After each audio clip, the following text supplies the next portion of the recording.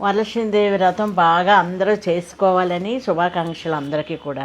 తల్లికి చాలా బాగా చేసుకుంటున్నారు. ఇప్పుడు అందరూ చాలా ఇంట్రెస్ట్గా చేసుకుంటున్నారు. ప్రతి ఒక్కరు ఫ్యామిలీ మొత్తం కలిసి చేస్తున్నారు. నాకు చాలా నచ్చుతుందండి వరలక్ష్మీదేవి వ్రతం. కానీ ఏ పండగ అయినా చాలా ఆడంబరంగా చేసుకుంటున్నారు. చాలా సంతోషం. మేము ప్రతి సంవత్సరం కూడా నేను ఈ పాటి ఖాళీ లేకుండా చాలా బిజీగా ఉండేదాన్ని. నేను 150 మంది దాకా నా ఇంటికి వచ్చేవారు. తాంబూలం అందరికి ఇచ్చేదాన్ని నేను.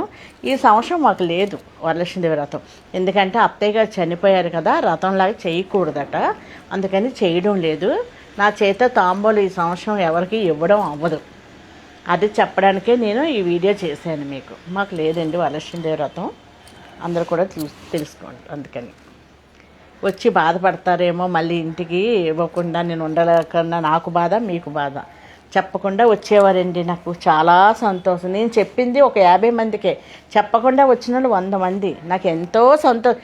అందరూ అంటే వీధి పోసిపోతుంది, మీ ఇల్లు అంతా ఏదలా ఉంటుంది, మీకు లేదు లేదని బాధపడిన వాళ్ళు అందరూ కూడా ఈ ఒక్క సంవత్సరం మాత్రం నాకు సెలవు వచ్చింది తల్లికి చేయకుండా.